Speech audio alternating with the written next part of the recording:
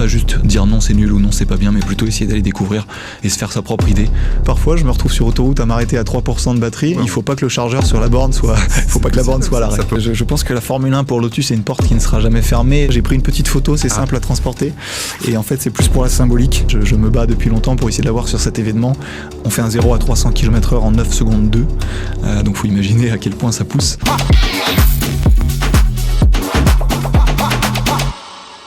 Bonjour à toutes et à tous et bienvenue dans le podcast à 300 à l'heure, le nouveau rendez-vous automobile qui permet de découvrir des personnalités du monde automobile, des personnalités qui aiment l'automobile et des professionnels du monde automobile. C'est un rendez-vous créé par Trajectoire Média, une régie de médias automobiles et un pure player automobile sur les plateformes Instagram, Spotify et YouTube. Un média fondé par Nicolas Berti et Tristan de Céléran en 2023. Suivez-nous, commentez et donnez-nous les noms de vos personnalités préférées. Bienvenue dans ce nouvel épisode et c'est avec plaisir que j'accueille Ronan Herbe, une personnalité passionnée qui nous fait l'honneur de présenter son parcours dans le secteur automobile et l'une des marques mythiques du sport auto, Lotus Cars, pour laquelle il est marketing, communication et PR manager sur la partie West Europe. Bonjour Ronan. Bonjour Tristan. Alors, avant qu'on présente ton parcours, que tu le présentes, et cette marque iconique Lotus qui se développe, redéveloppe, et de sa forte actualité, une première question. Est-ce que tu es quelqu'un qui est plus à 300 ou à 30 à l'heure? Et finalement, est-ce que tu es plutôt super actif ou dans la réflexion? Je pense que là, sans hésiter, ce sera 300 à l'heure. J'ai l'habitude d'être toujours à fond, toujours dynamique, donc 300 à l'heure et dans la réflexion... super actif, réfléchi, je dirais, avec une petite partie où effectivement j'aime bien avoir du sens dans ce que je fais. Donc je réfléchis un minimum, mais je fais beaucoup de choses et j'aime bien expérimenter, découvrir. Donc super actif, réfléchi. Alors 2 questions pour chauffer le moteur de nos discussions. Dans l'Ultimate Garage, Supercar qui était à Rétromobile dans cette édition 2026, il y avait un très très beau stand Lotus et tu as présenté une hypercar, la Lotus Evira, dans une édition limitée Fittipaldi, exceptionnelle, produite seulement à 8 exemplaires et plus de 2000 chevaux. Est-ce que tu étais fier de cette voiture présente à Rétromobile ? Alors oui, absolument. C'était pour nous une belle occasion de montrer un petit peu le savoir-faire de Lotus, notamment sur la partie hypercar électrique. C'est un modèle absolument incroyable. J'étais fier, oui. Alors après, c'est vrai que c'est plutôt je dirais l'honneur ou en tout cas le plaisir de présenter un modèle qui a été développé en interne en Angleterre par un nombre de personnes impliquées sur le projet qui est extrêmement important. Et donc c'est un plaisir de les valoriser et de valoriser ce produit. Et c'est une hypercar qui est aussi bien sur le design, la performance que la technologie, absolument unique. Et donc c'était un très beau salon pour nous. À ses côtés, on avait une Lotus Type 72 qui évidemment parle à beaucoup de passionnés. Donc un réel plaisir plus qu'une fierté personnelle, je dirais. Après, on va pas se plaindre d'être dans un univers aussi prestigieux que celui-ci. Et Lotus se tourne plus vers le sport ou vers l'art parce que là, j'ai vu récemment que Lotus Cars avait signé un partenariat avec le pianiste mondialement connu Lang Lang. Oui, absolument. C'est assez récent. On a assez peu communiqué sur le sujet pour l'instant, c'est vrai. Lang Lang est maintenant un ami de Lotus. Effectivement, donc pour les personnes qui ne le connaissent pas, c'est un pianiste chinois qui a une quarantaine d'années et qui a commencé le piano à 3 ans. Il a remporté de nombreux titres et de nombreux prix. Pour les personnes qui ne le connaissent pas, c'est un pianiste qui a joué en fait à la cérémonie d'ouverture des Jeux Olympiques de Milan cet hiver. Et en même temps, on va dire pour le découvrir d'une autre façon. Moi, je vous invite à aller sur Internet ou les réseaux sociaux et juste regarder la vidéo qu'il a faite récemment, Gare de Lyon, je crois. C'est une petite vidéo assez virale. Incroyable. Absolument incroyable. Et en quelques minutes, on comprend un peu le talent de cette personne. Donc, ravi d'avoir Lang Lang, effectivement, en tant que partenaire. Après, Lotus est une marque avant tout automobile et axée sur le sport auto et la compétition. Pour autant, avec une montée en gamme, et on en reparlera peut-être, des produits que nous avons actuellement, l'univers de l'art nous permet aussi d'avoir accès à une nouvelle clientèle pour Lotus. Alors, on va commencer par ton portrait. Tu as 37 ans. Tu es donc le marketing, communication et PR manager de Lotus West Europe. Nous allons y revenir. Et en fait, c'est assez rare. Tu as ton propre site internet pour montrer ta personnalité. Et en fait, on y découvre ton goût pour les voyages, pour la photographie, pour le sport. Et pourquoi cette mise en avant? Est-ce que c'est une envie de partager une vision de la vie? Alors oui, je dirais oui, une vision peut-être de ma vie en tout cas. C'est un outil que j'ai mis en place il y a une dizaine d'années maintenant, donc c'est vrai que pour moi c'est quelque chose qui date un petit peu. Je l'ai mis en 2016 quand je commençais un petit peu ma carrière professionnelle, sortie d'études. Et en fait, c'est quelque chose sur lequel je me suis appuyé pour valoriser un peu ma personnalité et mon parcours. Et au fil de l'eau, en fait, j'ai gardé cet outil, j'ai complété un petit peu ce que je faisais. Et c'est vrai que la partie photographie, moi, j'ai commencé en 2012 à m'intéresser un peu à la photographie. Et je l'ai mis en avant petit à petit. Alors, c'est vrai qu'aujourd'hui, le site, j'ai plus beaucoup de temps pour l'actualiser. Donc, je le tiens à jour. Mais en revanche, il y a énormément de photos que je pourrais publier. Mais voilà, c'est un petit outil qui me permet, au-delà d'être dans l'aspect marketing, de valoriser une personnalité, un parcours.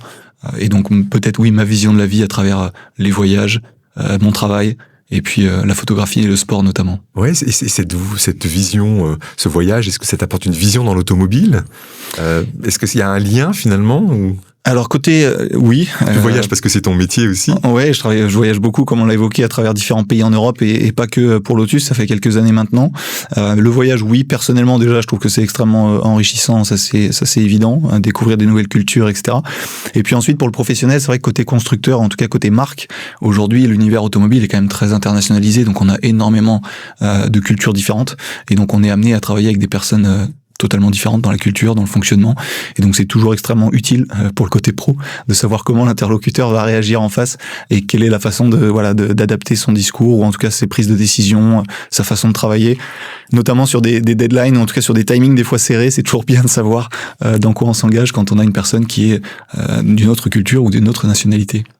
Bien sûr, alors voyage, photographie, sport, comme on l'a dit, et aussi caritatif. Est-ce que c'est important pour toi, parce qu'on voit justement dans ton site que tu as participé à un chantier nature aux USA dans le cadre de l'association American Conservation Experience. Ça t'a apporté quoi ? Oui, ça remonte un petit peu à 2013, si je ne dis pas de bêtises. C'était un stage pendant mes études, en fait, un stage un petit peu environnement, absolument incroyable et certainement une des plus belles expériences personnelles que j'ai pu vivre, puisque j'étais dans une association qui devait comporter plus de 26 nationalités différentes. J'habitais dans une maison pendant 3 mois à Flagstaff avec 15 nationalités, je crois. Donc 15 nationalités dans la même maison, c'était assez folklorique. L'auberge espagnole. C'était un petit peu ça, mais du coup, c'était vraiment très sympa, une ambiance incroyable et on rencontrait des personnes des 4 coins du monde. Donc ça, c'était vraiment chouette. Et puis du coup, oui, le caritatif, donc c'était vraiment une partie bénévolat des chantiers nature dans tout ce qui est parcs nationaux. Donc pareil, Grand Canyon, Zion, Bryce Canyon, donc tous les beaux parcs qui font rêver et qu'on a plaisir à découvrir en tant que touriste. J'étais effectivement sur place pour de l'entretien des sentiers, pour des clôtures pour les animaux, pour planter de la végétation, etc. Donc ça, c'était chouette. Mais c'était en 2013 avec des conditions de vie assez difficiles, on va pas se mentir. On partait une dizaine de jours sans douche, sans rien, avec juste une remorque au milieu de la forêt pour se laver. Et c'était pas exceptionnel par moment. Faut imaginer que le retour dans un van à 8 ou 10 personnes pendant 10 ou 12 heures était assez compliqué. Mais ça, c'était pour la partie États-Unis. Et puis c'est vrai que le côté caritatif, moi, ça me tient à cœur par rapport aux valeurs que je pense, on va dire, mettre en avant. Et aujourd'hui, depuis quelques temps maintenant, même si ces derniers mois, j'ai pas trop le temps de m'y impliquer à cause de la charge de travail notamment, mais je fais partie d'une association qui s'appelle Paris en compagnie. Et en fait, c'est une association sur Paris qui permet de lutter contre l'isolement des personnes âgées. Et donc, l'objectif, en fait, c'est simplement, sur du temps libre, quand on le souhaite, simplement d'accompagner les personnes âgées, que ce soit pour des rendez-vous médicaux, que ce soit pour aller prendre un café, se balader dans un parc, ou alors tout simplement aller à la pharmacie ou faire les courses. Et c'est extrêmement enrichissant parce que déjà, on rencontre des personnes qui, effectivement, sont parfois abandonnées, ce qui est quand même très triste. Et si ce n'est pas le cas, parce que des fois, de par le travail de la famille, tout le monde n'est pas toujours sur Paris. Mais c'est vrai que ce côté extrêmement intéressant parce qu'on rencontre des personnes de différents univers, de différents parcours, qui parfois sont malvoyantes, parfois sont en fauteuil. Donc voilà, c'est quelque chose qui me plaît, j'essaie de faire au mieux. J'aimerais bien prendre un peu plus de temps pour reprendre davantage cette partie. Bravo, en tout cas, effectivement, le caritatif, c'est pas forcément à l'autre bout du monde, ça peut être à côté de chez soi. Exactement. Est-ce que tu es dans une famille de passionnés d'automobile, en fait ? Est-ce que tu es tombé dedans petit ou pas du tout ? C'est le hasard ou ce sera les études, on va en parler après. J'y suis tombé dedans petit, j'ai envie de dire, comme les petits garçons peut-être qui jouent à la voiture. Donc d'un côté, oui. Après, la famille, mon père a toujours été dans les transports et l'automobile. On est plus côté Bretagne, enfin ma famille est plutôt du côté de la Bretagne. Ma mère, pas spécialement. Après, elle apprécie évidemment évidemment les beaux modèles et le travail qui est effectué derrière. Et après, j'ai un frère aîné, et donc là, comme tout enfant, on va dire jeune garçon, quand on joue entre frères, oui, on a beaucoup parlé automobile, on regardait beaucoup les magazines. À l'époque, on étudiait les fiches techniques qui étaient très présentes sur les magazines, avec quelle voiture avait le plus gros pneumatique à l'arrière. Je crois que la Diablo était pas mal pour ça. Mais après, voilà, on était vraiment sur cet univers. Et le dimanche matin, c'est vrai que là, on se retrouvait plus ou moins tous les trois, avec mon père et mon frère notamment, devant la télé pour Automoto avec Jean-Pierre Gagic et M6 Turbo avec Étienne Bruet. Et voilà, pour la petite anecdote, aujourd'hui, là on est en train d'enregistrer en studio et c'est des personnes que je peux côtoyer pour collaborer sur des sujets presse avec Lotus. Donc c'est un petit clin d'œil qui est drôle, mais pour moi ça me fait plaisir parce que c'est des personnes qui ont une grande connaissance de l'univers auto, une grande expérience, et c'est toujours chouette de travailler avec eux. Est-ce que tu as pu monter dans quelques autos, voilà, jeune, et assez rapidement, tu as un bon coup de volant? Alors beaucoup de plus tard, ça. Beaucoup de volants, j'ai envie de dire dans GTA et Assetto Corsa, oui. D'accord, c'est déjà ça. C'est déjà ça. Ça peut amener au circuit aujourd'hui. Absolument. Non, sur le karting, avec mon frère, je fais une petite course d'endurance, on va dire une fois par an, entre 4 et 6 heures. On essaie de se retrouver, ça nous permet de passer un moment tous les deux. Après, c'est vrai que sur la partie réelle et physique circuit, j'ai assez peu de temps, j'ai pas forcément le véhicule aujourd'hui qu'il faut pour ça. Et même si je suis très souvent sur les plus beaux circuits, j'y suis souvent pour soit gérer l'événement, soit faire en sorte que les clients soient satisfaits de la prestation de la marque. Donc je suis plus là pour du pro que pour améliorer mon coup de volant, mais c'est un projet que j'aimerais bien développer par la suite, davantage rouler sur piste plus tard, puisque ça me plaît et puis l'adrénaline est top. Très bien, alors on va parler de ton parcours. Plutôt un bon élève, le bac en poche, Subdeco La Rochelle, qu'on nomme Excelia aujourd'hui, et l'industrie automobile directement derrière tes études, donc presque 5 ans chez Skoda, 3 ans chez Lamborghini en tant que responsable marketing West Europe, et maintenant 4 ans quasiment chez Lotus Cars. 3 marques très différentes. Qu'est-ce qui t'a plu chez les unes et les autres finalement ? Alors déjà, effectivement, c'est totalement différent, aussi bien sur le budget que la clientèle, que le réseau, que le plan produit, etc. Et la notoriété parfois. Skoda, faut imaginer que quand moi j'ai commencé, c'était début 2014, c'était l'époque de la Skoda Roomster, Skoda Yeti, Skoda Rapid Spaceback. Le Skoda d'aujourd'hui est bien différent. Elles ont disparu, et puis le Skoda d'aujourd'hui a quand même fortement évolué, et j'en suis ravi parce que c'est une très belle marque, et mes anciens collègues sont des top personnes. J'ai beaucoup appris à leur côté, donc ça c'était très chouette. Donc Skoda, voilà, une période quasiment de 5 ans. Ce qui m'a intéressé au début, c'était surtout le projet chez Skoda, parce que c'était un stage de fin d'études, et sur le stage de fin d'études, j'ai eu l'occasion de participer au Tour de France 2014, plus le Mondial de l'Auto 2014. Donc c'est 2 très gros projets quand on sort d'études. C'était dans l'univers automobile vraiment exceptionnel. Et puis après, je suis passé effectivement chez Lamborghini. Alors Lamborghini, j'y suis arrivé à 29 ans, et là j'avoue que si on peut parler un peu de fierté, quelque part le mot il est peut-être plus approprié, je dirais, ici, parce que 29 ans, moi j'avais aucun contact dans l'automobile par le passé, donc c'est vrai que le jour où on se retrouve avec un badge Lamborghini West Europe et on vient badger le premier jour devant le siège à Santa Agata, et on se retrouve avec une Lamborghini Miura juste derrière la porte, on se dit que c'est quand même chouette. Pour autant, j'espère avoir travaillé pour en arriver là, mais c'était un très beau moment. Et puis une marque absolument incroyable en termes de puissance, de notoriété, c'est assez bluffant. Donc un peu plus de 3 ans effectivement, donc marketing et PR pour l'Europe de l'Ouest. Pour la petite anecdote, ce qui était assez drôle sur ce sujet, c'est que je suis français, la marque est italienne, et donc je devais passer une stratégie italienne en tant que français à un portugais ou à un scandinave, à un suisse ou à un belge. Donc faut imaginer, c'était un petit peu sport par moment, mais toujours enrichissant, une super expérience avec évidemment des moments magiques dans une telle marque, avoir des modèles aussi incroyables, et puis un management aussi qui est extrêmement renommé, j'ai envie de dire. Lamborghini qui appartient au groupe Volkswagen. Exactement, avec Audi effectivement, et donc Stéphane Winkelmann et d'autres. Moi quand j'ai commencé, c'était Stefano Domenicali à l'époque, qui est maintenant dans la Formule 1. Donc Lamborghini, super expérience, et puis après un peu plus de 3 ans, il y a eu le projet de Lotus qui est arrivé. Le projet de Lotus était aussi le côté challenge de repartir avec une marque qui se relançait dès le départ. En fait, je voulais être dans le projet. Et en plus de ça, le côté électrification sur des véhicules plutôt premium et luxueux, c'était effectivement nouveau pour moi, puisque j'avais pas eu ce côté électrification par le passé. Il faut imaginer qu'il y a un peu plus de 4 ans, c'est vrai qu'on avait vraiment cette grosse poussée, même si on le sait aujourd'hui, il y a pas mal d'évolutions au niveau des normes européennes et autres, mais en tout cas, il y avait cette grosse poussée au niveau de l'électrique. Donc un super projet avec une marque effectivement emblématique sur le palmarès notamment. Pas trop compliqué de passer d'une marque généraliste à des marques exclusives, marques de luxe. C'est peut-être plus simple dans ce sens-là que dans l'autre, ceci dit. C'est peut-être plus simple dans ce sens-là que dans dans l'autre. Pour autant, encore une fois, tout ce qui est budget, des réseaux, tout est différent. Mais là, c'était, on va dire, pour le changement Skoda à Lamborghini, la complexité pour moi, c'était surtout, en étant jeune, encore une fois, de passer d'un poste national, j'ai envie de dire, j'étais chef de produit Citigo Fabia à l'époque pour le marché français. J'ai fait ça quelques années et d'ailleurs le management, et je les remercie d'ailleurs aujourd'hui, ils m'ont autorisé entre guillemets à partir chez Lamborghini à une époque où on était en train de lancer le facelift de la Skoda Fabia 3. Donc forcément c'était assez important pour eux parce que c'est volume maker de Skoda à l'époque. Et donc merci pour ça, effectivement. Et donc, je suis parti sur ce poste avec Lamborghini où c'était complexe, je dirais, dans le sens internationalisation de mon poste et de la dimension que j'occupais au quotidien, avec notamment la côté anglais qui devenait la base, on va dire, du travail quotidien. Et je ne veux pas me le cacher, j'ai eu quelques nuits difficiles au début avec un niveau d'anglais qui n'était pas forcément au top quand je suis arrivé chez Lamborghini. Et mon manager de l'époque, je pense, s'en souvient encore.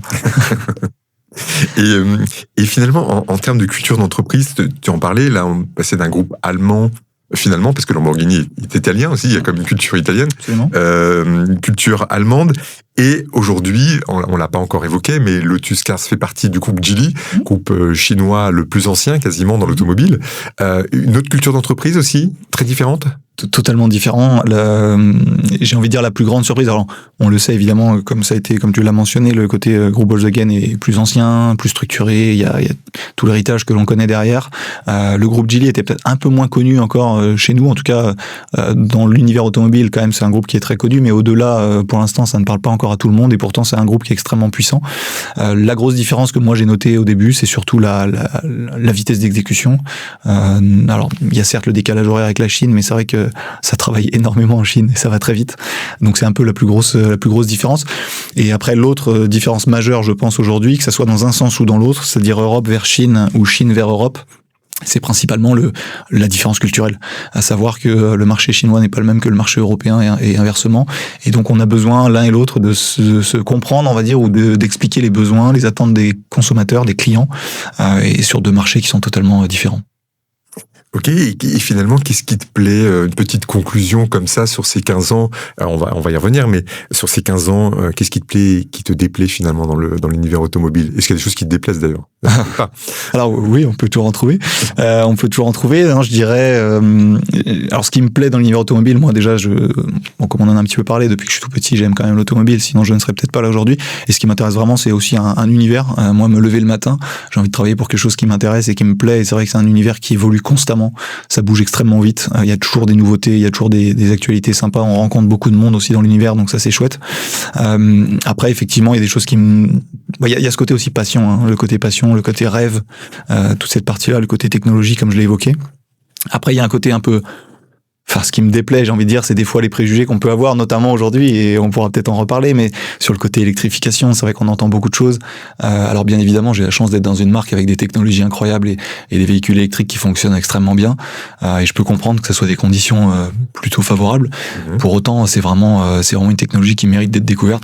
Et donc, si on n'a pas eu l'occasion des fois de rouler avec certains véhicules, voilà, ne pas juste dire non, c'est nul ou non, c'est pas bien, mais plutôt essayer d'aller découvrir et se faire sa propre idée, plutôt que juste entendre des choses, des bruits extérieurs. D'accord, ouais, on va y revenir effectivement, et on va rentrer d'ailleurs dans la marque Lotus. L'esprit de Lotus, parce que c'est une marque qui est passée par plusieurs mains quand même. Bon, elle était anglaise effectivement au départ, on va y revenir dans son histoire. Elle a appartenu à General Motors à un moment donné. Elle a été malaisienne avec la marque Proton, ou le groupe Proton.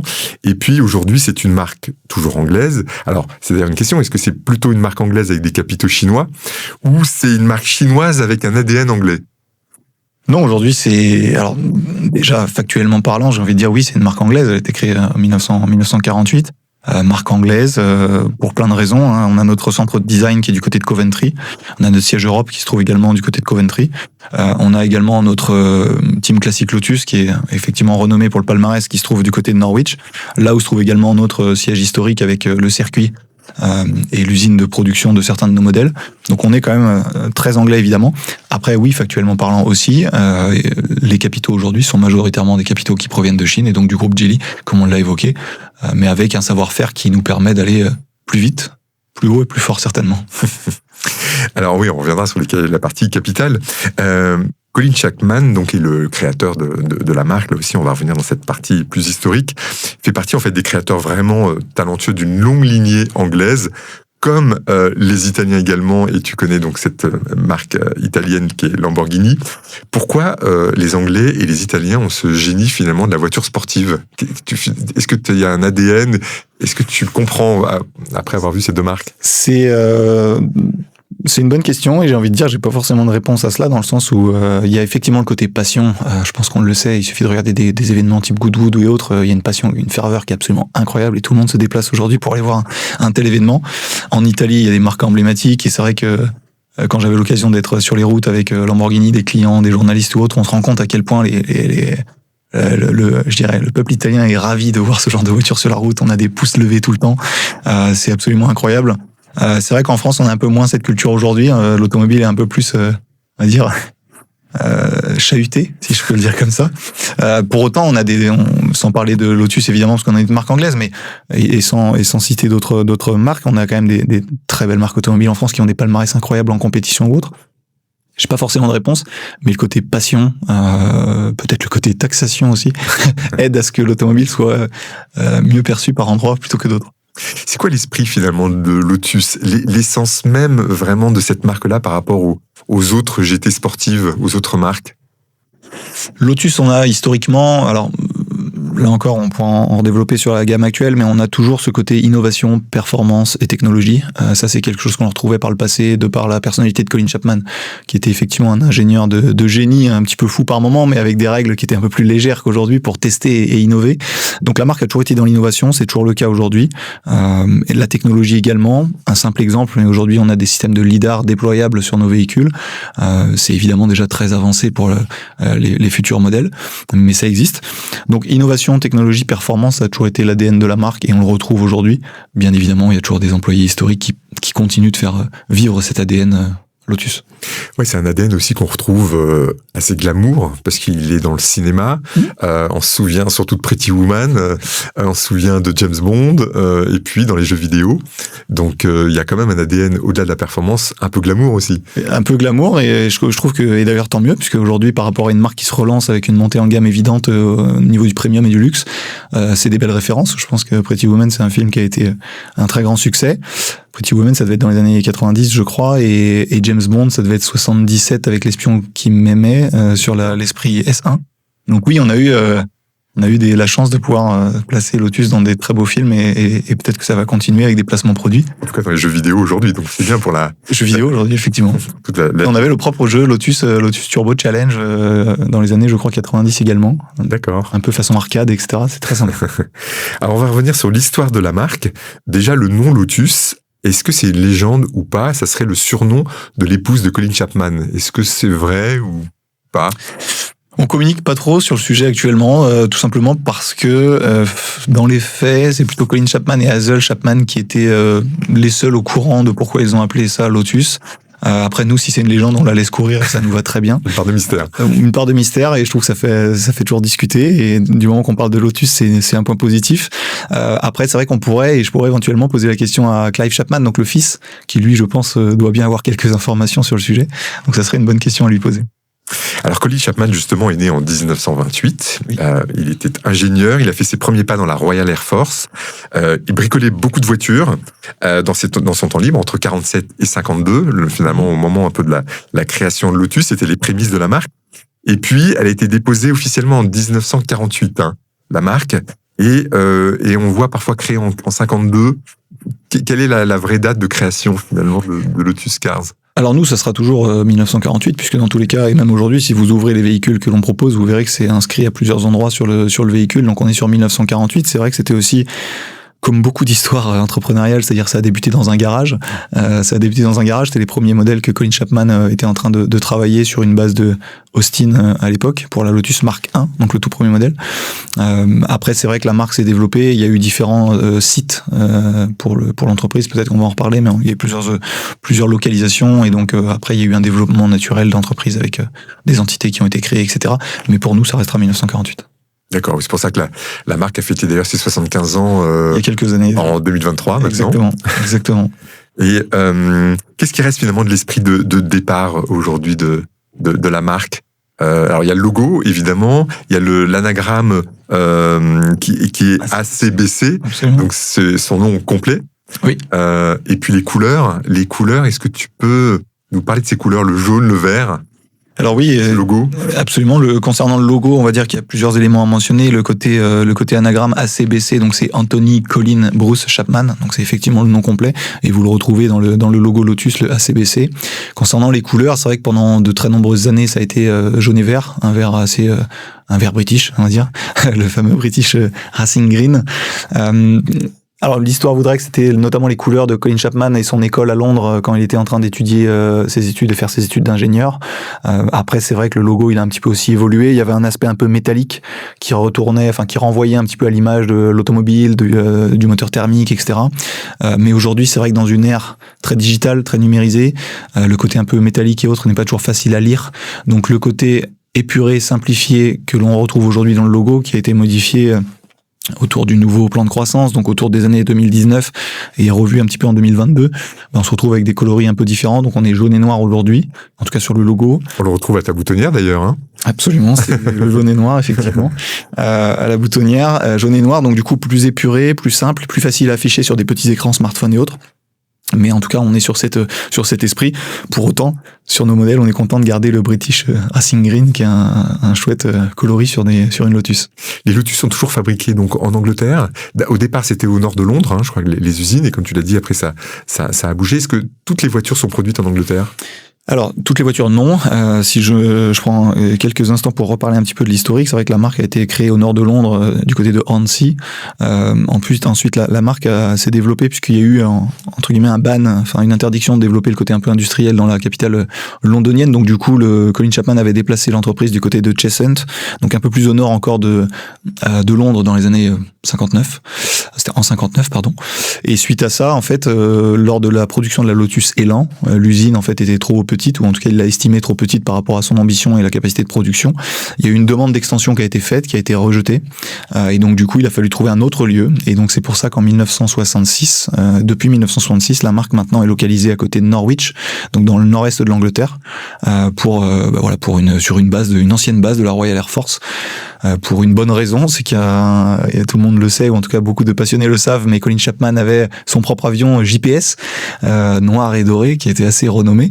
Et du coup, en fait, il cherchait un endroit où il pouvait avoir aussi bien une usine, un terrain suffisamment grand pour s'étendre, et en même temps une piste pour pouvoir se poser et ensuite partir sur les grands prix et assister aux différentes compétitions. C'était quelqu'un d'assez assez fou. Il avait un côté pratique. Il avait un côté pratique, efficace, on va dire. Oui, alors il est décédé en 1982, à seulement 54 ans, très très jeune. Mais il laisse une situation pas si évidente que ça de l'entreprise à ce moment-là, je crois. Situation pas évidente, effectivement, il décède en décembre 82, c'était une crise cardiaque malheureusement, donc du côté de Norwich, on va dire dans la région de Ethel. Ce qu'il faut garder quand même à l'esprit, c'est que la situation était compliquée, mais il y avait quand même sa femme Hazel qui était extrêmement présente dans le business, hein, puisque Hazel était cofondatrice, elle était pilote d'essai ou en tout cas pilote amateur, elle était très impliquée dans la structure et le développement de l'entreprise. Et quand on arrive sur le sujet des femmes dans la place de la femme dans le sujet automobile aujourd'hui, à cette époque-là, je pense qu'il n'y avait pas beaucoup de personnes comme Hazel qui étaient impliquées sur les décisions aussi importantes et le développement de ce type d'entreprise. Donc, je pense que c'était une personne certainement très remarquable parce que c'était quand même courageux de sa part. Aujourd'hui, c'est vrai que l'univers a bien évolué et tant mieux. La place de la femme dans l'automobile est de plus en plus importante et tant mieux encore une fois puisque ça apporte aussi bien de nouvelles idées et une certaine part d'élégance dans un milieu qui parfois peut en manquer un petit peu. Mais en tout cas, voilà, chez Lotus, moi c'est vrai que j'ai aussi le plaisir d'impliquer la marque sur notamment un dîner depuis 2 ans qui s'appelle les Trophées Madame, qui déroule à Paris et qui met en avant les femmes inspirantes de l'année. Et cette année encore, j'étais ravi d'avoir différents profils, businesswoman, mannequins, ex-Miss France, collègues et autres autour de la table pour valoriser la femme et en tout cas les succès que l'on peut avoir aujourd'hui, que ce soit dans l'automobile ou au-delà. Tu as un dur métier. Parfois oui. Parfois oui. En 2017, le groupe Geely donc rachète la marque, reprend la marque Lotus. Elle en était où à ce moment-là ? 2017, alors moi j'étais pas encore dans l'entreprise, mais c'est vrai que 2017, tu l'as mentionné, il y avait une période assez mouvementée avec les différents rachats. Donc c'est une entreprise qui avait une très belle image au niveau de la sympathie, un savoir-faire indéniable sur les comportements routiers, sur les châssis, etc., ce qui est toujours le cas aujourd'hui. En revanche, c'était une marque, on va dire, en difficulté quand même financière. Ça manquait un peu d'investissement, une technologie un peu vieillissante, donc besoin de renouveau. Mais c'est pour ça que il y avait un potentiel. Par contre, la situation était quand même complexe, avec des produits qui plaisent et qui plaisent toujours aujourd'hui, mais qui pour autant n'étaient pas forcément beaucoup vendus, en tout cas en volume suffisant pour faire vivre l'entreprise, qui n'était pas forcément rentable à cette époque. On a l'impression donc qu'effectivement Geely reprend 2017, 2023 fête les 75 ans, et finalement pendant 6 ans c'est le renouveau de la marque qui est en train de s'écrire discrètement, mais tout d'un coup, là ça va exploser. C'est-à-dire qu'il y a plein de modèles, vraiment une nouvelle ère qui s'ouvre, quoi. Absolument. La marque, donc tu l'as mentionné, ça a été racheté en 2017. Il y a eu un plan de croissance qui avait été annoncé en 2018, et puis ensuite on a développé des modèles. Donc ça a commencé sur une hypercar, ensuite une sportive, et puis aujourd'hui des modèles électrifiés. On a lancé quasiment 4 modèles en 5 ans pour une marque comme Lotus. Tout le monde se souvient qu'il y a eu certains plans produits qui ont été présentés, notamment, je crois, en 2010 au Mondial de Paris, qui n'avaient pas forcément vu le jour derrière. Là, aujourd'hui, il y a un vrai plan croissance qui a été annoncé avec une vraie feuille de route qui est suivie avec des modèles qui sont effectivement réellement lancés. Et ça, c'est vraiment positif pour l'entreprise. Alors, si on parle de la marque, effectivement, et quand même de ce groupe chinois Geely, qui est le premier constructeur automobile chinois aujourd'hui, alors qui possède Volvo, Polestar, qui arrive en France, Lynk & Co, Smart, et la marque premium Zeekr qui est aussi toute nouvelle et qui va débarquer en France en 2026. Comment va le groupe Geely aujourd'hui? Et pourquoi il s'est intéressé finalement à Lotus à un moment donné? Alors, comment va le groupe Geely? Je suis pas le représentant corporate Geely, donc c'est difficile de répondre à la question. En revanche, comme tu l'as mentionné, il y a un portefeuille de marques qui est très présent, et si on suit un peu l'actualité, on se rend compte que Geely est en train d'implanter plusieurs marques aussi au niveau européen. Donc je pense que la réponse serait, si ça ne va pas très bien, je ne suis pas certain qu'ils aient investi autant et qu'ils investiraient autant sur le développement des entreprises et des nouvelles marques sur le marché européen. Donc je pense que ça va plutôt bien, et en tout cas pour nous, on en est ravis, parce que c'est un groupe qui a de l'expérience et qui est très solide pour nous développer et nous aider à avancer plus vite avec nos collègues en Angleterre, bien évidemment. Ensuite, pourquoi ils se sont intéressés à Lotus? Je pense déjà premièrement parce qu'ils cherchaient certainement une marque prestigieuse pour leur portefeuille de gamme, effectivement. Et donc Lotus aujourd'hui fait partie de, on va dire, est la plus belle marque en termes de prestige du portefeuille de marque Geely. Donc ça, c'est déjà un premier point. Et ensuite, parce que, encore une fois, je pense que la sympathie de la marque, le savoir-faire, l'historique, pour bénéficier, voilà, de la technologie, de tous ces éléments, et développer une marque qui a un palmarès, encore une fois, incroyable, et ça aurait été vraiment dommage de la voir disparaître. Donc pour plein de raisons, je pense que c'était intéressant. En revanche, c'était une décision qui, j'imagine, n'a pas été non plus très facile, ou en tout cas, il a fallu pas mal travailler le sujet, puisque ça demandait de très lourds investissements, aussi bien sur l'outil de production que sur le développement international, que sur les produits et le plan produit. C'est quasiment une feuille blanche. Donc, même s'il y a l'histoire, l'héritage, l'ADN sportive, et on la conserve, il y avait quand même un gros travail à effectuer. Alors, les chiffres de Lotus, combien il y a eu de véhicules vendus depuis la création de la marque? Est-ce que c'est une colle ou pas? Ou est-ce que tu as une estimation? Alors non, c'est une colle, on va dire, pour être précis, ça reste difficile à dire. Moi, c'est vrai que par rapport aux différents sujets que j'ai pu traiter depuis que je suis chez Lotus, on va dire en termes de production, c'est pas forcément en termes de vente, mais en termes de production, sur la période création de l'entreprise 1948 jusqu'à environ 1966, quand on est arrivé à Etel, on était à un peu plus de 8500 véhicules produits. D'accord. Donc sur les différents modèles de l'époque. Ensuite, si je prends 1948 jusqu'à 2022, on avait en production un peu plus de 100 000 véhicules produits. Au total, hein. Au total, ouais. Vraiment produits au total. Faut garder à l'idée qu'il y avait que le site de production de Etel, hein, donc voilà, donc environ 100 000 véhicules entre 1948 et 2022. Et aujourd'hui, voilà, avec les différents chiffres qu'on a atteints ces dernières années, on doit être à un peu plus de 130 000 véhicules. Mais chaque année, c'est quoi la production de véhicules? Alors, la production, on produit pas forcément beaucoup de stock. Nous, c'est vrai qu'il y a quand même pas mal de personnalisation, et on souhaite vraiment que le client puisse personnaliser son modèle. Donc, on a évidemment quelques modèles, soit pour du réseau, soit pour du marketing, soit pour des stocks, mais on en a pas énormément. C'est pas l'objectif. Donc, on a une capacité, en tout cas, de production aujourd'hui répartie sur 2 sites différents. Un en Angleterre, dont on a déjà parlé, un autre en Chine, dont on n'a pas encore parlé. Au global, on est sur environ 155 000 véhicules annuels en capacité de production, ce qui donne un peu une idée de l'ambition de la marque sur les années à venir. En tout cas, avec le plan produit, on est prêt à clairement monter en régime par rapport au modèle que l'on peut lancer. Du coup, pour vendre ces 105 000 véhicules, il faut des points de vente. En France, il y en a combien aujourd'hui? En France, aujourd'hui, on en est à 7. Et sans trahir de secret, c'est un sujet qu'on travaille évidemment, pas moi personnellement, mais plus mes collègues du développement réseau. Et donc, ils travaillent dur sur le sujet pour essayer de couvrir au mieux le territoire, notamment français, mais pas que, puisque évidemment, moi, je travaille sur la partie européen, sur le marché européen. Et donc, du coup, sur le marché, en ce qui concerne le marché français, l'objectif, c'est d'avoir la meilleure couverture possible, d'avoir la meilleure proximité possible pour nos clients, même si aujourd'hui, on a des mises à jour à distance et on n'a pas forcément besoin d'aller dans le showroom ou à l'atelier, mais en tout cas, on a ce développement qui est en cours.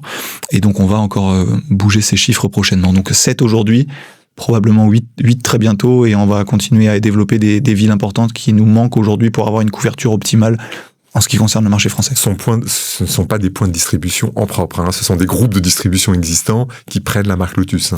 Alors, il y a eu un peu des deux, on va pas se mentir. Ça a un peu évolué encore ces dernières années. Globalement, aujourd'hui, c'est vrai qu'on est soit sur du monomarque, 100% Lotus.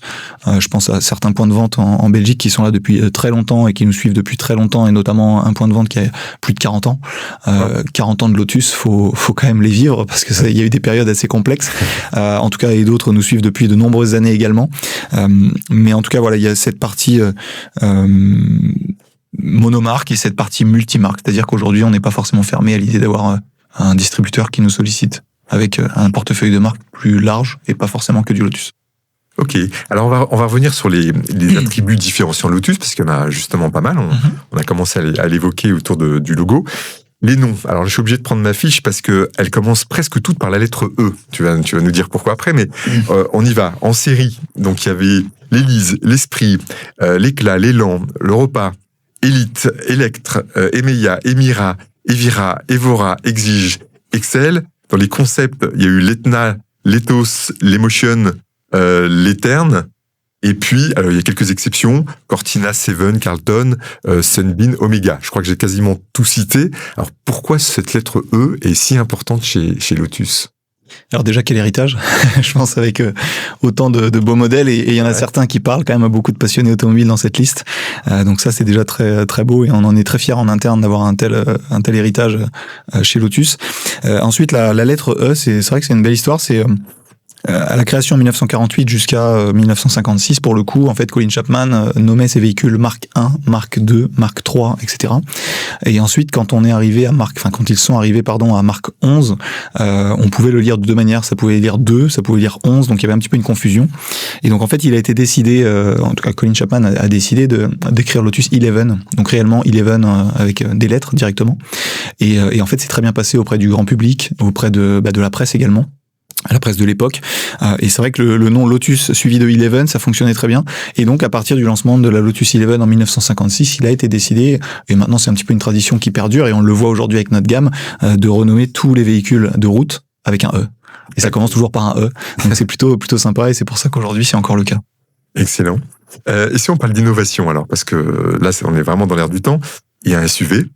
Oui. Comment les aficionados de la marque ont réagi effectivement avec l'arrivée de cette SUV qui est l'Electre?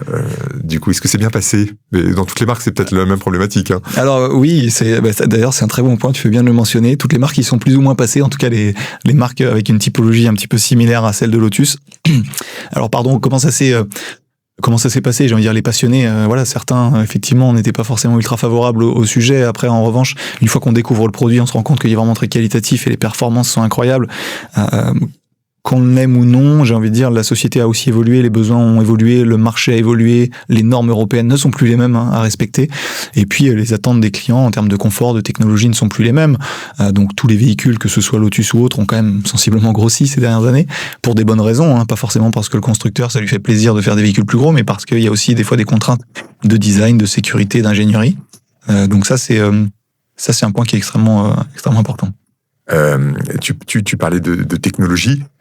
J'étais rentré dans un des SUV justement avec un toit en verre complètement incroyable, avec une techno où tu peux choisir effectivement des zones qui s'opacifient, triangulaires. Enfin, c'est un spectacle, quoi, quand on rentre. Absolument, ça c'est effectivement l'aspect nouvelle technologie, et c'est d'ailleurs un des aspects, pour revenir sur le point juste précédent, qui attire aussi une nouvelle clientèle pour nous. Il y a bien évidemment les aficionados de la marque de longues heures, de longue date, et qui ont à juste titre un petit peu critiqué peut-être par moment ce choix de lancement avec un véhicule SUV et autres, mais pour autant c'est un véhicule qui nous permet aujourd'hui d'avancer vers l'univers toujours innovation, technologie, performance, de proposer à notre clientèle soit de rester en Lotus, quelle que soit la voiture, c'est-à-dire voiture plaisir pour la piste ou le week-end ou la semaine pour le travail, le lifestyle, la famille, les voyages, etc. Donc ça c'est plutôt positif. Et en ce qui concerne cette technologie de verre, donc c'est un toit opacifiant que l'on peut proposer en option sur nos modèles. Donc en fait sur le SUV c'est tout ou rien, c'est-à-dire que c'est l'intégralité du toit que l'on peut opacifier avec 10 niveaux différents.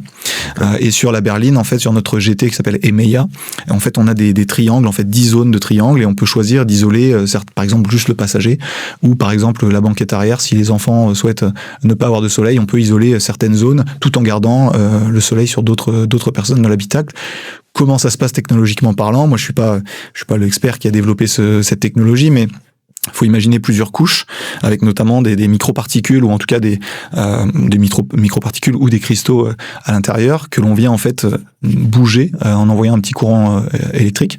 Et en fait, en fonction de l'intensité du courant ou autre, donc soit c'est désordonné, auquel cas on ne voit pas à travers et c'est totalement opaque, soit on envoie un petit courant électrique et les cristaux et les microparticules s'alignent, et on peut choisir la transparence, le niveau de transparence. C'est assez bluffant, c'est un effet waouh. On connaissait ça dans les bureaux, mais effectivement sur des toits ouvrants avec des zones comme ça particulières. Oui, ça permet c'est étonnant, ça permet de retirer déjà le store mécanique, ça permet d'avoir un côté premium, on va pas se mentir, ça permet de mieux réguler la chaleur dans l'habitacle également. Donc il y a plusieurs intérêts et c'est vraiment très joli. Et le son, maintenant aussi, parce que pareil, là, j'ai été bluffé par une démonstration le jour que tu m'avais faite, je crois. Oui, incroyable.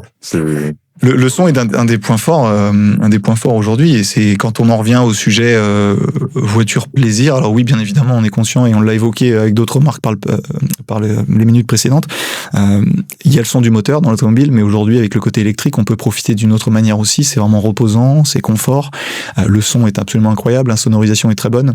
Et donc aujourd'hui, on a un système audio dans nos véhicules qui vient de la marque KEF, donc marque britannique qui a été créée dans les années 60, 61, si je dis pas de bêtises. Qui se situe en Angleterre, au sud de Londres. Et en fait, on a un partenariat aussi avec Dolby Atmos et un son 3D. Donc le son vient tourner autour de vous et on a 2 niveaux de système audio, soit 15 haut-parleurs, où on est vraiment sur un niveau, on va dire, au niveau du conducteur, même si ça tourne dans tout l'habitacle, évidemment. Et après, quand on a un système 23 haut-parleurs, on vient rajouter une dimension vraiment verticale 3D, puisqu'on a aussi des haut-parleurs sur toute la partie plafonnier, que ce soit à l'avant, au centre et à l'arrière du véhicule.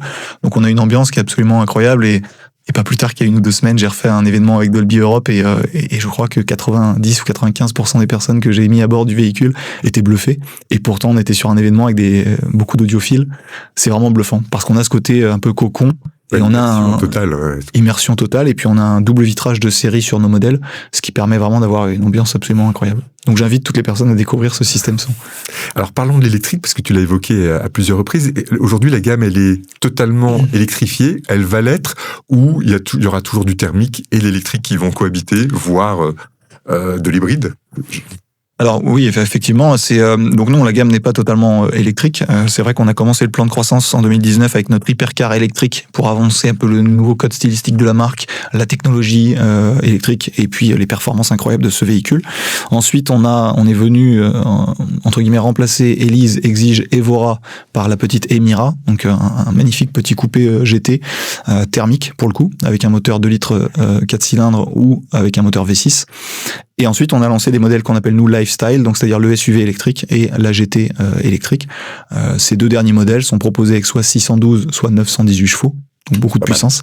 Voilà. Et aujourd'hui, on est ravis d'annoncer qu'on a une technologie dont on a commencé à en parler fin février, début mars en Chine.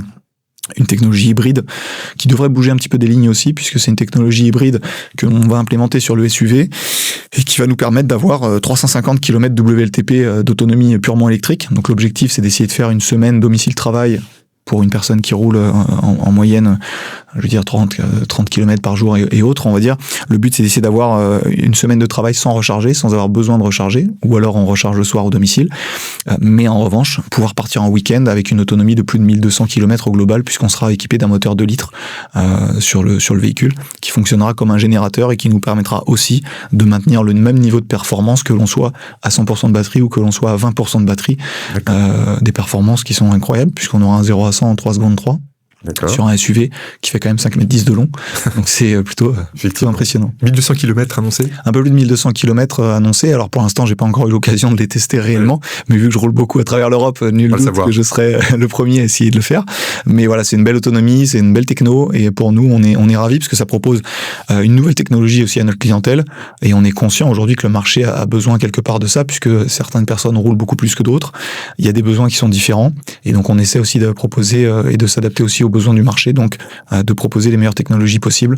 Lotus a toujours été pas mal en avance sur la technologie et l'innovation, comme on l'a dit, avec Colin Chapman, les ailerons en Formule 1, le sponsoring, l'effet de sol, etc.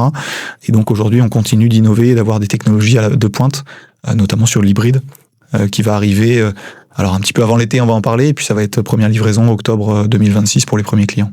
Est-ce que l'IA, du coup, qui est une technologie de pointe, là, vraiment, oui, on est dedans, arrive aussi dans le processus fabrication ou pas du tout? Alors oui, pour moi oui, dans tous les cas au centre de design en Angleterre, je pense que pour développer des modèles aujourd'hui, ils en sont forcément friands de ce genre de technologie. Après à plus petite échelle, c'est-à-dire moi sur mon poste aujourd'hui, oui je l'utilise pour des choses des fois toutes simples, mais c'est toujours utile pour des résumés de réunions, pour structurer des fois des messages et avancer plus vite au quotidien, parce qu'il y a besoin d'efficacité. Donc, on peut aller sur ChatGPT ou un autre opérateur sur l'écran de sa Lotus? Alors non, sur l'écran de la Lotus non, et sur notre ordinateur personnel non plus. Donc on a certains outils qui sont verrouillés pour diverses raisons, mais effectivement non, on a pas effectivement la possibilité pour l'instant d'aller sur l'IA ChatGPT sur les voitures. Ça viendra peut-être. Alors si on revient sur ton domaine, le marketing, est-ce que finalement, malgré toutes ces innovations, cette technologie, il faut toujours mettre un client au volant finalement pour qu'il se décide à acheter une voiture, et donc en l'occurrence une Lotus? Alors pour ma part, on va dire dans l'univers premium luxe, j'ai envie de dire un grand oui. Pour autant, ça ne suffit pas, dans le sens où qui je peux mettre au client si j'arrive pas à trouver la bonne personne en face avant d'arriver à cette étape. Donc bien évidemment que c'est extrêmement important pour présenter la dynamique de conduite, la qualité de finition, les performances du modèle, etc. et le design surtout. Et vraiment aujourd'hui, c'est chez Lotus, c'est ce qui mérite d'être connu, parce que vraiment le produit est vraiment top. En revanche, on doit quand même solliciter le prospect en amont. On doit trouver le prospect en amont, donc c'est évidemment pas que une personne dans le véhicule, c'est une démarche qui est beaucoup plus longue et beaucoup plus 360 degrés, bien évidemment. Est-ce que au niveau marketing, là on a parlé de Lang Lang tout à l'heure, donc le milieu de l'art, est-ce qu'il y a d'autres égéries dans la marque ou pas encore, ou ça viendra? Alors, il n'y aura pas de scoop aujourd'hui sur ce sujet-là, mais ce que je peux dire, c'est que Lang Lang, déjà, on en est très fiers une nouvelle fois, ça c'est évident. Après, on a énormément de choses qui se structurent. Faut quand même bien imaginer qu'en très peu de temps, il s'est passé énormément de choses chez Lotus, dans un contexte en plus géopolitique, économique, qui est pas toujours des plus faciles, sur le côté international notamment. Donc, on a beaucoup de choses à développer. Le côté ambassadeur, effectivement, on en parle de plus en plus, tout comme le côté influence, qui prend une grosse part dans l'univers automobile aujourd'hui pour les constructeurs. On peut côtoyer, on peut discuter autour de sportifs de haut niveau, d'artistes, de célébrités, de musiciens, etc. Donc c'est de chefs étoilés également. Donc c'est un univers autour duquel on rayonne, comme d'autres marques concurrentes, j'ai envie de dire, puisque c'est un univers où on retrouve notre clientèle, hôtellerie, gastronomie, horlogerie, joaillerie, sport automobile. C'est un univers, on tourne un petit peu autour de tout ça. On est dans le lifestyle. Exactement, absolument. Est-ce que tu peux nous parler de la gamme actuelle, du coup? Est-ce qu'elle a toujours ce lien avec cet aspect sportif, ou de moins en moins? C'est quoi aujourd'hui la gamme? Alors l'accès sportif, ou en tout cas l'axe sportif, oui. Le chiffre que je peux mentionner, qui fait toujours sourire, c'est notre hypercar électrique. Certes, c'est de l'électrique, donc on est d'accord que c'est linéaire et c'est plus puissant et ça part très vite, mais On fait un 0 à 300 km/h en 9 secondes 2. Donc, faut imaginer à quel point ça pousse. Donc, c'est une hypercar électrique de plus de 2000 chevaux, 2039 pour être précis, avec un pack batterie en centrale arrière qui est absolument incroyable, unique. Et j'invite toutes les personnes à découvrir sur lotuscars.com justement ce modèle qui est juste bluffant en termes de design, en termes d'aéro, en termes de performance et de technologie. Ensuite, on a la petite sportive Emira que j'ai évoquée tout à l'heure, donc avec le petit moteur 2 litres ou le moteur V6 100% thermique. Donc là aussi, une petite sportive avec un 0 à 100 dans les 4 secondes, donc toujours chouette.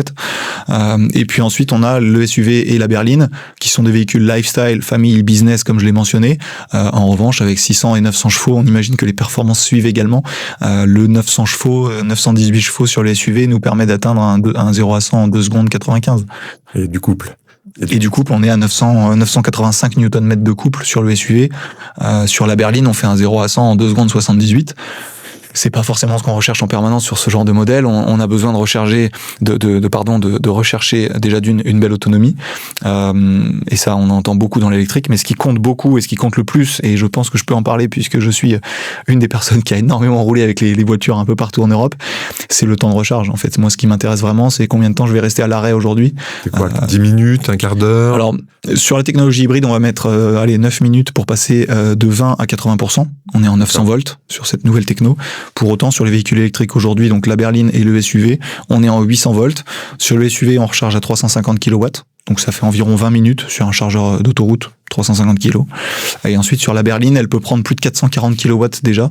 Et on a fait un record en 13 minutes, je crois, de 10 à 80%. Donc voilà, moi, c'est ça qui est important. C'est-à-dire que ça me dérange pas sur un long trajet de 8, 9, 10 heures, si je suis tout seul en voiture, de m'arrêter plus régulièrement, ce qui est déjà normal pour la sécurité. Et en plus de faire une petite pause de 15 minutes, c'est pas forcément dramatique. Par contre, si à chaque fois que je m'arrête, je dois passer 2 heures pour charger 200 km, oui, je comprends que là, aujourd'hui, l'électrique soit pas forcément la solution adaptée. Mais ça y est, toi, c'est rentré dans tes habitudes.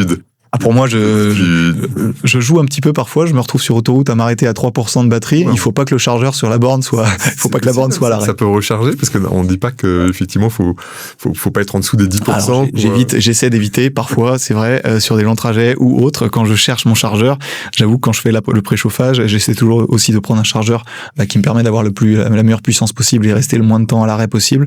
Donc oui, bien évidemment, j'essaie toujours de m'arrêter en général entre 10 et 20%. Et puis après, je recharge 80. Allez, 85 maximum, mais au-delà, on le sait très bien, oui. On va payer plus cher, on va passer plus de temps avec une puissance qui va fortement chuter. Donc 80%, c'est très bien.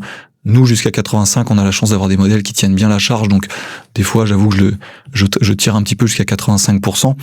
Après, pour les personnes qui vont nous écouter ou regarder cet enregistrement, il faut juste préciser que c'est pas non plus idéal de recharger toujours sur des chargeurs très puissants.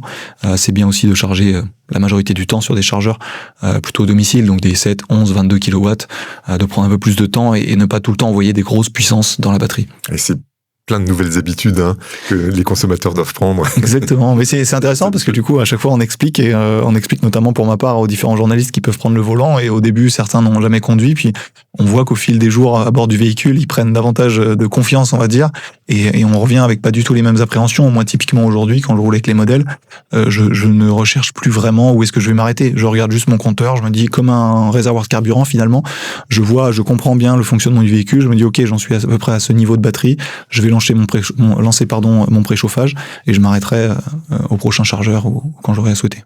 Donc ça, c'était la gamme actuelle. Est-ce qu'il y a déjà des nouveaux modèles annoncés? Alors j'imagine qu'il y a un plan produit qui est certainement secret, mais la prochaine qui viendra sur le marché, qu'est-ce que c'est? Alors oui, il y a un plan produit qui est effectivement ambitieux, comme je l'ai mentionné au début. Là, on va pas se mentir qu'en 2026, on a aussi au-delà de notre technologie hybride sur le SUV, on a une belle actualité sur notre sportive Emira. Je peux pas en dire plus, mais en tout cas, ça va venir très vite. Et puis ensuite, on sait que pour notre marché, c'est aussi utile d'avoir un format un peu DSUV, donc un SUV un peu plus court que celui que nous avons actuellement. Donc ça, c'est des modèles qui vont arriver avec également, et ça, ce n'est pas un secret parce que ça a été déjà annoncé et travaillé dans la presse, une sportive également qui est aussi en développement par la suite. Donc il y a des beaux projets, sans parler du fait qu'on a toujours un département de véhicules spéciaux qui notamment gère l'hypercar, qui peuvent à tout moment nous sortir des modèles fun et sympas qui rappellent un peu l'histoire de Lotus. Alors tu parles d'histoire de Lotus, la transition est toute faite. On va revenir quand même sur cette partie héritage, parce que la F1, c'est évidemment... La F1 est très liée avec la marque Lotus.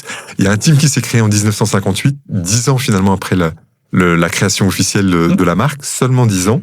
Et très très rapidement, il y a des résultats qui sont arrivés pendant 2 décennies. Et là aussi, je suis obligé de prendre ma fiche parce que les résultats sont quand même phénoménaux. Il y a eu 81 victoires.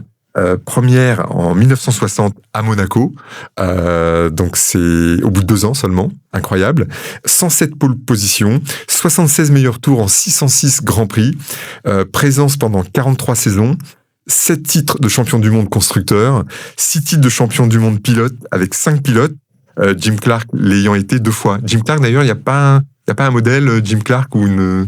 Absolument. Ouais. Absolument. Et là, je me permets de le redire, mais quel héritage, encore une fois. Ouais. Encore une fois, le palmarès est absolument incroyable, avec 13 titres mondiaux en Formule 1 notamment. Jim Clark, effectivement, un pilote de renom. Alors, un pilote de renom, il y en a eu des pilotes, il y en a eu beaucoup. Hein. On a eu le passage de Sterling Moss, on a eu Graham Hill, on a eu Kimi Raikkonen, on a eu Ayrton Senna, on a eu Emerson Fittipaldi, et bien d'autres, hein, Rindt, etc. Donc, on a eu les meilleurs pilotes globalement de cette époque sont tous passés chez Lotus parce que ça gagnait et le véhicule était incroyable. Enfin, les modèles étaient incroyables. Et concernant Jim Clark, effectivement, on a lancé une série spéciale avec 60 exemplaires dans le monde pour célébrer le 60e anniversaire. Donc, c'était en 2025, puisque on a lancé donc une Lotus Emira Jim Clark Edition, qui est sold out, hein, je précise quand même, qui est sont déjà livrés, mais c'est un modèle qui rappelle un peu les types 38 chez Lotus, avec un siège rouge, les échappements jaunes, enfin, un modèle très spécifique avec les livrets que l'on pouvait connaître chez Lotus et les voitures de course de l'époque. Et pourquoi, en fait? Parce que sur cette année 1965, en fait, Jim Clark a remporté aussi bien le Grand Prix le championnat en Formule 1 que les 500 miles d'Indianapolis. Également en F2, il y a eu des victoires. Et donc, en fait, c'est quelque chose qui est assez rare, parce que c'est un palmarès incroyable. Sur une même saison, il a quasiment tout remporté. Et donc, on a fait un hommage avec cette série spéciale Emira. Bien évidemment, boîte mécanique. Et puis, il y avait votre propre écurie, mais en même temps, vous travailliez pour d'autres écuries. Enfin, c'était une époque où la marque, c'était peut-être vers la fin. Oui, sur la fin, avec le team F1, notamment il y a eu la période avec Kimi Raikkonen. C'était un petit peu différent, mais le team Lotus a une renommée très importante chez les collectionneurs et toutes les personnes qui roulent avec des voitures historiques des anciennes Formule 1, mais je pense notamment à chaque fois quand il y a le Monaco Grand Prix historique, quand le team Lotus est sur place, en général, les voitures sont incroyables et l'équipe est toujours prise au sérieux puisqu'il y a toujours quelques victoires à la clé et toujours des modèles comme la Type 72 qui sont des modèles absolument iconiques et si ce n'est la voiture de Formule 1 la plus connue de l'histoire, en tout cas dans le top 3 certainement. Et il y a un lien encore avec la compétition aujourd'hui ou pas encore? On parlera d'actualité, mais... Oui, alors on a toujours un lien avec la compétition. Alors là, on parle pas forcément de Formule 1, mais on propose une Emira GT4, donc une version piste, on va dire, de notre coupé sportif, que l'on propose à des teams privés. Donc en fait, il est tout à fait possible d'acheter le modèle et ensuite d'aller concourir dans les différents championnats. C'est d'ailleurs un véhicule qui roule dans les championnats en Grande-Bretagne et puis notamment en Asie. Elle a déjà remporté plusieurs fois des grands prix du côté de Macao, etc. Donc c'est un modèle qui performe face à une concurrence qui est aussi féroce. Donc on en est ravis puisque c'est un modèle qui nous aide aussi à développer la notoriété et les performances et les résultats de la marque. Très bien, alors écoute, on va passer à quelques petites questions courtes. Vrai ou faux? Attention. Il faut vivre sur les chapeaux de roue. Vrai, je pense que de tout ce qu'on s'est dit depuis le début, oui, clairement, que ce soit en pro ou en perso, où il faut vivre sur les chapeaux de roue, on n'a qu'une vie et on ne sait pas de quoi demain sera fait. Comme ça, on va suivre ta vie sur ton site internet et on va voir si t'es sur les chapeaux de roue. Je vais tâcher d'actualiser tout ça, du coup. Il ne faut jamais dépasser la ligne jaune. Alors jaune, je dirais jaune vrai, rouge, je dirais faux. Non, la ligne jaune. Non, je pense. La ligne jaune américaine, du coup. Voilà, la ligne jaune américaine, on peut la dépasser, surtout en Amérique, parce qu'il faut toujours être à fond. Mais voilà, je dirais jaune vrai et rouge faux. Il faut savoir prendre les bons virages dans la vie. Oui, pas évident de savoir quel est le bon virage, d'autant plus qu'on ne sait jamais, quelle est l'issue de ce virage. Hein, on ne voit pas toujours la sortie du virage, encore plus en compétition. C'est pas évident, mais je pense qu'il faut essayer de prendre le temps de la réflexion quand on a des choix importants à faire et essayer de prendre la meilleure décision possible. Et quoi qu'il en soit, il faut essayer de ne pas la regretter par la suite. Pas de regret. On veut savoir, quelle était ta première voiture? Première voiture? Quelle auto? Une première auto. Opel Tigra 1,4 litre, 16 soupapes, 90 chevaux. C'est super. Ah oui, magnifique. Alors aujourd'hui, ça me fait sourire parce que 90 chevaux, 16 soupapes, 1,4 litre, voilà, c'était une petite voiture très sympa. Je crois que c'était 1996, si je dis pas de bêtises. Gris métallisé, voilà. très très jolie, très jolie en étant jeune. C'était une super petite voiture. Alors il fallait pas être très grand pour la banquette arrière qui était déjà très ferme, et avec la chute de toit, on va dire, il fallait pas faire, je crois, plus d'1m70, sinon on était la tête de côté. Mais c'était une voiture fun à conduire, avec un intérieur qui était la planche de bord de la Corsa B, de l'Opel Corsa B, donc en fait une Opel Corsa à l'intérieur, mais dans une voiture un peu sportive d'apparence. Celle qui te faisait rêver quand tu étais enfant. Alors quand j'étais enfant, oui, parce qu'aujourd'hui peut-être que la réponse aurait pu évoluer au fil du temps. On va la poser aujourd'hui. Mais... Ouais, alors quand j'étais enfant, en tout cas, je pense qu'à l'époque c'était, si je me souviens bien, plutôt la Lamborghini Diablo. Elle venait de sortir, si je dis pas de bêtises, début des années 90 ou quelque chose comme ça. J'étais encore évidemment très jeune. Et puis ces fameuses portes, et puis ce design qui était absolument incroyable. Et on l'a retrouvé beaucoup, je crois, dans les jeux vidéo également. Donc c'est aussi peut-être pour ça que dans l'imaginaire. Voilà, dans l'imaginaire, c'est resté comme une voiture désirable, et ça l'est toujours, même si la conduite c'est pas toujours facile, mais en tout cas c'est une super voiture. Aujourd'hui je pense que ça serait peut-être différent, ça serait peut-être je vais rester un peu chez Lamborghini, mais moi j'aime beaucoup la Miura, qui a un design absolument incroyable, qui encore une fois n'est peut-être pas la meilleure à conduire, mais la Miura est incroyable. Et si je complète avec un concurrent italien, je dirais la 288 GTO, qui pour moi est une voiture mythique à bien des égards. La grande vitesse, c'est grisant ou flippant? C'est grisant, c'est clairement grisant, et d'autant plus sur les modèles qu'on vient de citer ou les marques qu'on a citées aujourd'hui. C'est grisant, voilà, quand on a l'occasion de se retrouver sur circuit, pas forcément au volant, parce que je pense que pour des personnes qui découvrent l'automobile ou qui ne sont pas forcément experts ou qui suivent ça avec un intérêt un peu détaché, si vous avez l'occasion de vous retrouver en passager d'un vrai pilote, que ce soit pilote de rallye, pilote de Formule 1, pilote de GT, un vrai pilote. Voilà, ça permet de comprendre ce que c'est réellement ce métier, et c'est un métier, c'est pas juste un loisir, et c'est vraiment bluffant. Enfin, moi, je me suis retrouvé dans de bon nombre de situations à côté de pilotes de GT, de Formule 1 et autres, et à chaque fois on se demande comment c'est possible de freiner si tard, de rouler avec une propreté incroyable. Donc non, moi j'ai un grand respect pour tous les pilotes, et si je me permets la petite anecdote, j'ai une petite pensée pour Sarah Bovy, pilote belge qui a roulé plusieurs fois au 24 heures du Mans. J'ai beaucoup collaboré avec elle chez Lamborghini, et je me faisais un vrai plaisir de l'inviter sur tous mes événements, pour mettre une femme au volant d'une Lamborghini et doubler tout le monde sur la piste. Et donc c'était chouette, et après en passager, les clients étaient forcément ravis, puisque c'est une expérience incroyable. Est-ce que tu es plutôt conduite à ras du sol, voiture sportive, ou en hauteur? C'est bien. Chez Lotus, il y a les deux. Donc oui, il y a les deux. En passionné, on aurait tendance à dire ras du sol. Je sais pas, je vais pas dire la vieillesse, parce que je pense que j'ai ans, ça va. Voilà, je pense que j'ai encore, j'espère, quelques belles années. Non, je dirais en hauteur la semaine et ras du sol le week-end. Je pense que le côté électrique qu'on a mentionné aujourd'hui, pour moi, il y a pas de débat, dans le sens où aujourd'hui, si on me demande de choisir pour le côté travail, le côté déplacement un peu plus classique, ouais, clairement l'électrique aujourd'hui. Bon, j'ai la chance encore une fois de rouler avec des véhicules très qualitatifs, mais c'est extrêmement, c'est bluffant, c'est agréable, c'est reposant, ça marche très bien. Donc ça, c'est top. D'autant plus que personnellement, la semaine, je vais pas prendre un malin plaisir, si je roule avec un TDI 90 ou un litre 2, je trouve pas forcément qu'il y ait de l'émotion dans tout ça, donc je préfère rouler avec quelque chose qui a un agrément qui est vraiment agréable au quotidien. Par contre, oui, bien sûr, en tant que passionné, une voiture plaisir le week-end pour partir se balader sur des petites routes sympas ou sur piste. Est-ce que chez Lotus, c'est l'effervescence dans les bureaux, ou alors c'est très calme? Alors chez Lotus, moi je me demande où est mon bureau, puisque je voyage beaucoup. Oui, itinérant toi en fait. Ouais, je suis un peu itinérant. Mon bureau, j'ai envie de dire que c'est par terre dans l'aéroport, dans un taxi à la sécurité, dans un train, dans un avion, c'est un petit peu partout. Non, nous on a des bureaux évidemment du côté de Paris. On reste une petite équipe, donc ça reste plutôt calme. Pour autant, j'aime beaucoup rigoler, blaguer. Donc voilà, j'aime quand on a une bonne ambiance, mais qu'on avance et qu'on travaille, parce que on est quand même là pour ça. On passe beaucoup de temps avec nos collègues. Faut qu'il y ait une bonne ambiance, qu'on rigole, qu'on s'amuse. Mais par contre, faut qu'on puisse avancer sérieusement dans le boulot, puisqu'il y a des sujets importants à traiter. Et il y a des personnes qui investissent dans la marque et qui attendent des retours de la part des employés. Et si tu n'es pas content, si ça se passe pas bien, ou alors au contraire t'as un problème, c'est quoi ton cri du cœur? Le cri du cœur. C'est pas forcément une insulte. Hein. Non, c'est pas forcément une insulte, mais je dirais non, par élégance, je vais peut-être pas le mentionner, mais ça commencerait peut-être par un P, ça se terminerait par un N, et je le garderai pendant longtemps, le N. Okay. C'est un peu l'idée. Ok.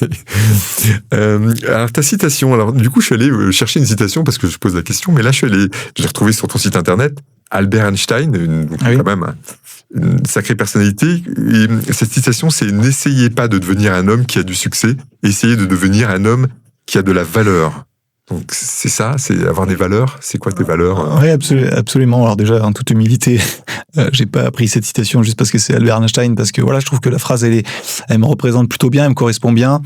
N'essayez pas d'être un homme voilà qui a du succès, essayez d'être un homme qui a de la valeur. Je trouve que je pars du principe que une personne qui a de la valeur aura du succès. En tout cas, c'est ce que je crois. Et puis ensuite, voilà, c'est aussi par rapport à l'éducation que j'ai reçue. J'ai l'habitude de dire ce que je pense. Je suis quand même quelqu'un d'assez transparent et honnête. Et les personnes qui me côtoient le savent. Ça peut pas plaire à tout le monde et ça ne plaît pas toujours. Mais voilà, j'ai cette façon de fonctionner et je pense qu'aujourd'hui, j'en suis plutôt fier dans le sens où je trouve qu'il y a un manque de courage dans cette société sur beaucoup de sujets par moment. Et donc, du coup, je trouve que faut pas hésiter à des fois dire les choses, avancer.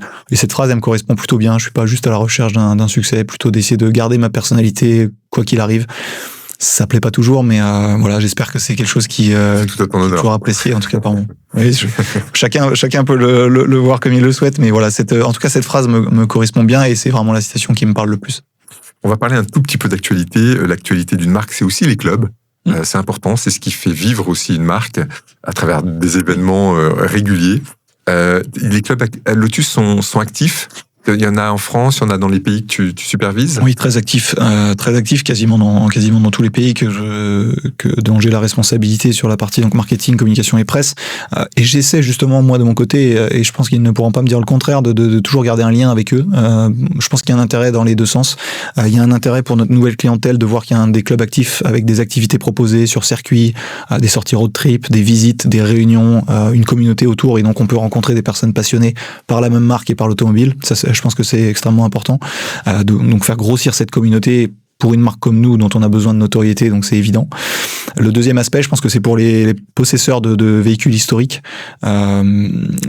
qui nous chahutent un peu par moment, parce qu'on est conscient qu'aujourd'hui, on a parfois des fois du mal à répondre à des demandes de pièces très anciennes ou autres, quand on a un problème mécanique. On fait au mieux, mes collègues de la prévente travaillent dur sur le sujet pour les aider, et globalement on s'en sort plutôt bien, mais c'est pas parfait non plus. Mais en tout cas, je pense que pour eux, avoir une marque comme Lotus qui a été rachetée, qui se redéveloppe, ça a un intérêt, notamment pour la cote de leur véhicule. Je vais pas vous dire que ça va faire 1x3, x5, x10, mais en tout cas, ça a un intérêt pour maintenir la cote, si ce n'est la faire progresser. Et puis ça fait rayonner la marque. Et je trouve que c'est toujours sympa en tant que passionné, voilà, Ils suivent la marque. Ils suivent la marque, absolument. Parfois, dans certains clubs ou certaines marques, on dit c'était mieux avant. Maintenant, ça n'a plus rien à voir, mais on sent qu'il y a comme une continuité chez Lotus. Donc, alors, il y a une partie des personnes dans les clubs, évidemment, qui peut-être suivent moins l'actualité de la marque. On va pas se le cacher non plus, mais par exemple, si je prends le territoire français, il y a un club qui est quand même très actif avec plus de 1200 membres, si je dis pas de bêtises. Pour une des marques automobiles aujourd'hui, allez, j'ai un concurrent ou en tout cas une autre marque en tête qui a des très beaux clubs, mais il n'y a pas beaucoup de clubs, je pense, en France automobile qui peuvent prétendre avoir plus de 1200 membres actifs. Donc ça, c'est très chouette, et c'est le cas en Belgique, au Luxembourg, etc. Mais voilà, c'est typiquement sur le marché français, il y a un magazine qui est créé, édité par le club, qui est extrêmement qualitatif. Et d'ailleurs, je suis assez à chaque fois bluffé de voir les informations qu'ils peuvent mettre dans ce magazine. Mais on est sur quelque chose où ils parlent de l'actualité, ils parlent de l'histoire de la marque, et donc oui, il y a une vraie attente sur qu'est-ce que devient Lotus et où va Lotus. Et l'actualité peut-être qui va arriver très très très prochainement. Pour le coup, alors il y a beaucoup d'échéances, on a compris, tu voyages dans tous les pays, il se passe énormément d'actualités. Mais là, c'est aussi sport et collection. Donc un rendez-vous qui existe depuis plus de 30 ans. C'est 500 Ferrari contre le cancer à la base, mais c'est multimarque. Évidemment, aujourd'hui, tu as un stand, une présence dans le village des Greens, le village haut de gamme, on va dire. Et tu me disais en préparant ce podcast qu'il y avait une collab en plus que tu mettais en place. Et donc ça, c'est nouveau parce que tu participes à cet événement depuis longtemps. Oui, absolument. Pas titre perso en plus, enfin voilà, mais il y a une collab. Absolument. Moi, j'y participe. Alors, déjà, il faut peut-être rappeler pour les personnes qui ne le connaissent pas que Sport et Collection, c'est un événement caritatif, effectivement, géré par des bénévoles qui, en fait, collectent des fonds pour la recherche contre le cancer du CHU de Poitiers. Donc, encore une fois, si on repense à ce que j'ai mentionné aujourd'hui, il y a du sens et il y a de la cohérence dans tout ça. C'est ce que moi j'aime faire. Donc effectivement, j'y ai participé en perso, je crois depuis 2006-2007 maintenant. Donc ça fait déjà très longtemps. 20 ans. Ouais, alors j'ai loupé quelques éditions, mais pas beaucoup. Mais c'est un événement en tant que passionné qui était méconnu, qui devient de plus en plus médiatisé. Mais c'est un très bel événement et j'invite les personnes à venir découvrir le circuit du Vigan à cette occasion. Donc c'est fin mai. Donc oui, c'est l'actualité. Oui, Lotus y participe déjà depuis 2-3 ans maintenant, puisque dès que je suis arrivé, j'ai essayé de faire venir la marque sur l'événement. Et donc cette année, on aura la chance, effectivement, je travaille sur un sujet de collaboration avec une personne qui est encore une fois, qui fait lien à tout ce qu'on a évoqué aujourd'hui, qui est une femme qui s'appelle Emilia Dobrev, qui est une pilote moto, mannequin et créatrice de contenu. Elle a remporté un prix récemment, justement, dans une des soirées que j'ai mentionnées un peu plus tôt. Et en fait, elle sera avec nous déjà pour collaborer avec Lotus, pour mettre en avant aussi sa passion, son activité, ce qu'elle fait. C'est une personne extrêmement attachante et on en est ravis. Donc on travaille sur cette collaboration qui n'est pas un sujet actuellement d'ambassadeur à plus grande envergure, mais c'est vraiment sur ce sujet de sport et collection, apporter à chaque fois de la nouveauté. Et sur les dernières années, j'avais pas eu l'occasion de mettre en place cette activité. Là, j'essaie de le faire. Et si je vais un petit peu plus loin, on aura également la chance, et ça, j'en suis très fier, de le mentionner, qu'on aura la présentation d'une Lotus Evija sur place, donc notre fameuse hypercar que j'ai eu. Il y aura combien de modèles présentés du coup? Alors on aura, je pense, environ 4 modèles Lotus, mais en tout cas on aura une hypercar Evija, donc c'est notre hypercar de 2000 chevaux qu'on a évoqué tout à l'heure. C'est un modèle, voilà, je me bats depuis longtemps pour essayer de l'avoir sur cet événement. C'est un modèle, même si on parle pas tout le temps de budget, je peux le mentionner, on est autour des 3 millions d'euros, donc c'est un modèle extrêmement rare. On a peu l'occasion de le voir, ça sera une belle occasion à Sport et Collection, encore une fois dans une belle démarche qui est de collecter des fonds pour la recherche contre le cancer. Très bien, on a hâte de voir ça, effectivement, c'est fin mai. Et puisque on a un scoop ou pas, non, on parlait de F1, est-ce que la marque Lotus reviendra un jour en F1 ou pas? On ne sait pas. Alors, dans les cartons. Ouais, je pense que la Formule 1 pour Lotus c'est une porte qui ne sera jamais fermée, dans le sens où déjà d'une, c'est pas moi qui prends ces décisions, bien évidemment, et ça demande des moyens monstrueux, mais avec un tel palmarès, avec un tel héritage, avec une telle passion autour de la compétition, ça serait évidemment chouette de pouvoir avoir un tel essor de la F1 en ce moment en plus. Exactement, en plus, et puis on va pas se mentir qu'en travaillant dans le marketing, la communication, la presse, quelle est la plus belle plateforme pour Lotus que la Formule 1 pour faire parler de nous et mettre en avant nos modèles? Il y en a pas forcément beaucoup. Donc ça serait chouette. Pour autant, c'est clairement pas un objectif à très court terme, ou en tout cas, pour l'instant, c'est pas du tout annoncé. Mais non, il y a pas de scoop sur ce sujet-là. On est en revanche toujours en compétition, comme on l'a dit avec les Mirage GT4 notamment. Si on a l'information un jour, on fera une capsule spéciale avec grand plaisir sur le sujet. Je sais pas si tu as un objet symbolique. Alors c'est vrai que c'est. J'ai un objet symbolique. Je sais que tu m'avais posé la question avant. Alors j'ai hésité avec 2 objets. Le premier, ça aurait pu être ma montre, par rapport au fait que voilà, je cours tout le temps et le timing est tout le temps très serré. Là, on enregistre du côté de Paris. Je serai aux Pays-Bas dans quelques heures, donc je bouge beaucoup.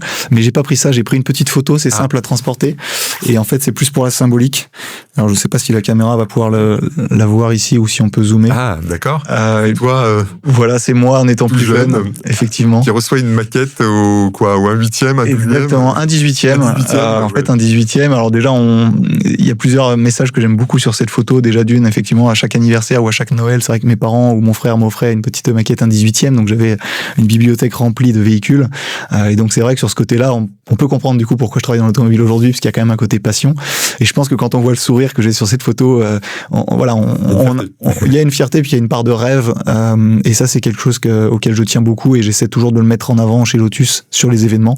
C'est toujours donner accès aux enfants, aux véhicules, voir juste le sourire quand on les met dans les véhicules. Des fois ils ont même peur de rentrer dans la voiture quand la porte est ouverte, mais une fois qu'ils sont à l'intérieur, on prend une photo et ça va finir certainement sur le mur de la chambre au-dessus du lit, et je trouve ça chouette. On a besoin aujourd'hui de faire rayonner l'automobile, et donc voilà, j'ai pris cet objet, cette petite photo. Voilà. Merci beaucoup Ronan Herbe d'avoir répondu aux questions de notre podcast à 300 à l'heure. C'était un grand plaisir pour toute l'équipe de te recevoir. Nous avons découvert l'homme engagé et passionné que tu étais, et cette marque Lotus plus forte et jeune que jamais, avec un esprit conquérant, une large gamme, une nouvelle vision, une nouvelle stratégie marketing que tu nous as partagée. Merci beaucoup. Merci à l'équipe de Trajectoire Média, Nicolas, Eva, Pauline, Mathéo et Régis pour le travail effectué en amont et qui a permis la réalisation de ce nouveau podcast. Merci aux équipes techniques de notre studio partenaire Sonacom. Et merci de suivre Trajectoire Média sur Instagram, sur Spotify, et dans lequel s'insère notre podcast à 300 à l'heure. Et mettez des commentaires, c'est évidemment important pour nous. À 300 à l'heure se termine, et cette vitesse, c'est uniquement sur les circuits, sinon soyez prudents et faites attention aux autres. Sur les routes, une vie, c'est sacré. Merci beaucoup Ronan. Merci Tristan, grand plaisir.